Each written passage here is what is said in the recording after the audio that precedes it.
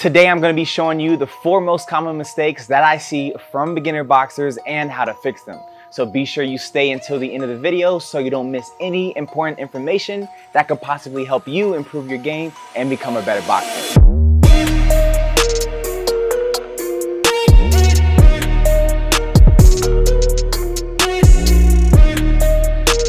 What's up everybody, my name is Darren Pekamian, the head coach and owner of FitK Boxing, certified personal trainer, nutrition specialist, and USA boxing coach of 6 years with years of competitive boxing experience. Today I'm joined by my good friend Caleb. He's going to be helping me demonstrate the common mistakes that we're going to be talking about today and ways to fix those.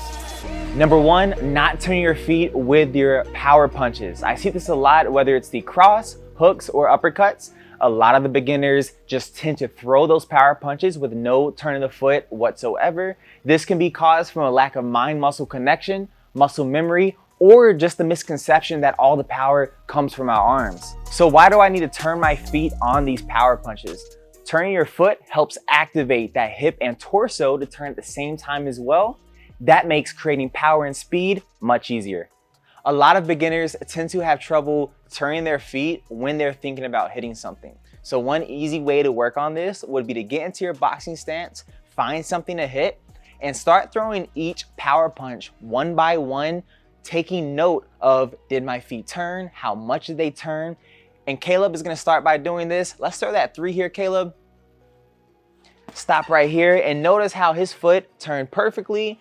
That way it activated his hips and his torso, which made that punch that much better. Awesome. Reset. Give me a 5, 6, 3, 4. 5, 6. Good, Caleb. 3, 4. Good. Give me a 4, 3, 4. The second most common mistake that I see in beginner boxers is not bringing your hands back to your face after your punches. Not bringing your hands back to your face after each punch can possibly leave you open to a counterpunch from your opponent, which is something that we obviously do not want to happen if we can help it. Bringing your hands back to your face after each punch is not only important from a defensive but offensive perspective as well. When you don't bring your hand back to your face after that punch, then the next punch thrown from that same side can be more easily telegraphed, given that you're most likely going to have to swing that arm from wherever it's at to hit the target in front of you. Whereas if you're in your boxing stance and your hands coming from your face, that makes you more compact and quicker, which makes you a more unpredictable target. Also, the swinging that can be caused from not bringing your hands back to your face and being more compact can leave you more at risk to hurt your shoulder or wrist when you land that punch. If you have trouble bringing your hands back to your face after those punches, I would recommend shadow boxing or get in front of a target in your boxing stance.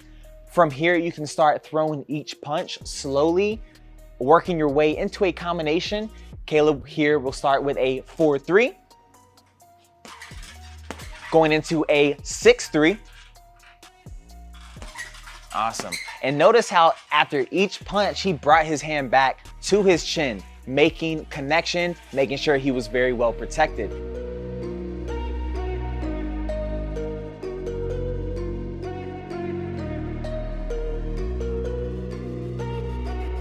On to the third mistake of today, which is keeping your chin up when boxing, rather than keeping your chin tucked where your hands can protect your face more easily.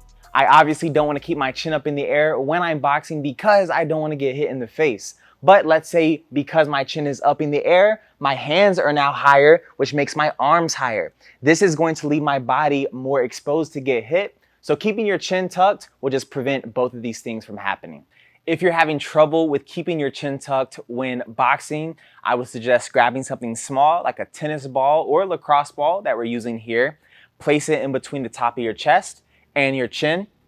You want to get used to holding this ball here using your chin, keeping your hands up, and you can start moving, throwing punches if you want. The more you do this, the more that muscle memory will be created, which in return make this a habit.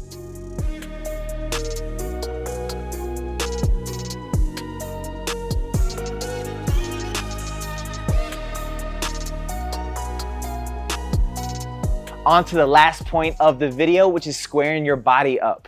I know keeping your torso turned with your front arm. Protecting your front side can be a very awkward position to stay in, but we want to make sure we do this so we can minimize the risk of getting hit in the body and the face.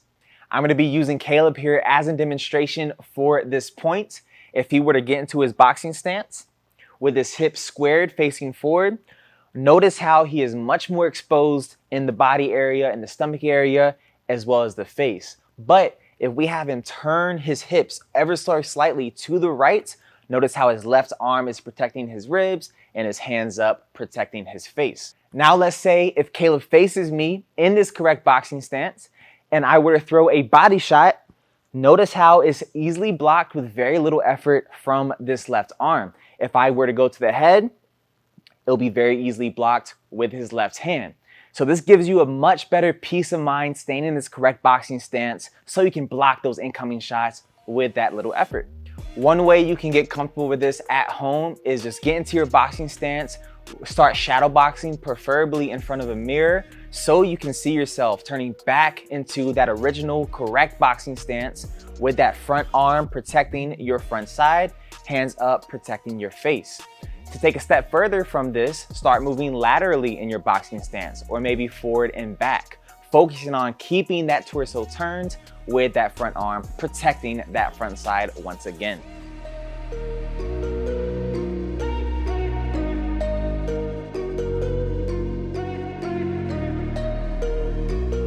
Those are the 4 most common boxing mistakes that I see from beginners. Thank you to Caleb for being here, helping me out with this video. Hopefully this helped you guys. Make sure you like, comment, subscribe, and turn that post notification bell on. That way you don't miss an upload. See you in the next one.